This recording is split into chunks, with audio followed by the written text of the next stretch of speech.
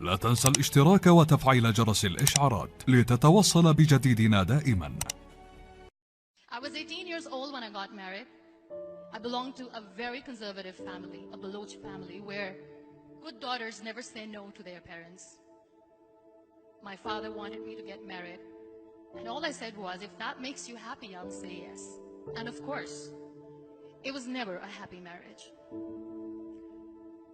Just about after 2 years of getting married, about 9 years ago, I met a car accident.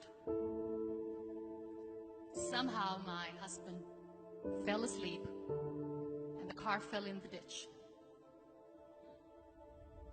He managed to jump out, saved himself. I'm happy for him. But I stayed inside the car and I sustained a lot of injuries. The list is a bit long. Radius ulna of my right arm were fractured. The wrist was fractured. Shoulder bone and collarbone were fractured. My whole rib cage got fractured. But that injury that changed me and my life completely was the spine injury. Many people came to rescue. They gave me CPR. They dragged me out of the car. And while they were dragging me out, I got the complete transection of my spinal cord. Those 2.5 months in the hospital were dreadful. I was at the verge of despair. One day, doctor came to me and he said, well, I heard that you wanted to be an artist, but you ended up being a housewife. I have a bad news for you. You won't be able to paint again. Next day, doctor came to me and said, your spine injury is so bad, you won't be able to walk again. I took a deep breath and I said, it's all right. Next day, doctor came to me and said, because of your spine injury and the fixation that you have in your back, you won't be able to give birth to a child again. That day, I was devastated. I started to question my existence. Why am I even alive? So what kept me going was, one day I asked my brothers, I know I have a deformed hand, but I'm tired of looking at these white walls in the hospital and wearing these white scrubs. Bring me some colors, bring me some small canvas. I want to paint. So the very first painting I made was on my deathbed, where I painted for the very first time. What an amazing therapy it was. Without uttering a single word, I could paint my heart out. I could share my story. People used to come and say, what lovely painting. So much color. Nobody could see the grief in it. Only I could. And that day I decided that I'm going to live life for myself. I am not going to be that perfect person for someone. I am just going to take this moment and I will make it perfect for myself. That I'm going to fight my fears. So I wrote down one by one all those fears. And I decided that I'm going to overcome these fears one at a time. You know what was my biggest fear? Divorce.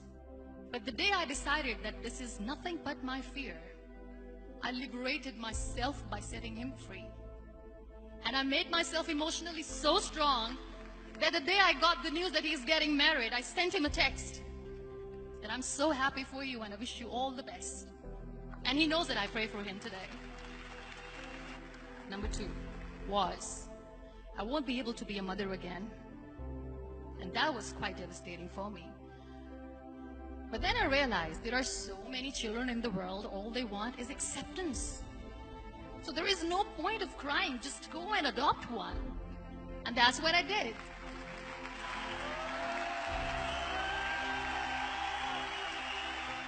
I gave my name in different organizations, different orphanages, and I waited patiently. 2 years later, I got this call from a very small city in Pakistan. I got a call and they said, are you Muniba Mazari? There is a baby boy and would you like to adopt? I could literally feel the labor pain. I said, yes, yes, I am going to adopt him. I am coming to take him home. And that day, I was 2 days old, and today he's 6. You know, when you end up being on the wheelchair, what's the most painful thing? People think that they will not be accepted by the people because we, in the world of perfect people, are imperfects. So I decided to appear more in public, to join the national TV of Pakistan as an anchor person. I became the National Goodwill Ambassador for UN Women Pakistan, and now I speak for the rights of women, children. I was featured in BBC 100 Women for 2015. I'm one of the Forbes 30 under 30 for 2016. So when you accept yourself the way you are, the world recognizes you. It all starts from within. We have this amazing fantasy about life. This is how things should work. This is my plan. It should go as per my plan. If that doesn't happen, we give up. I never wanted to be on the wheelchair. Never thought of being on the wheelchair. This life is a test and a trial, and tests are never supposed to be easy. So when you're expecting ease from life, and life gives you lemons, then you make the lemonade, and then do not blame life for that.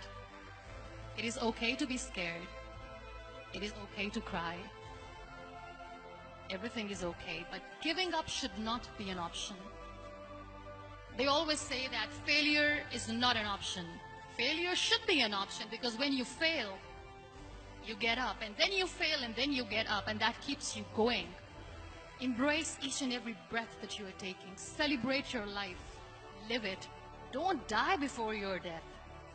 Real happiness lies in gratitude. So be grateful, be alive, and live every moment.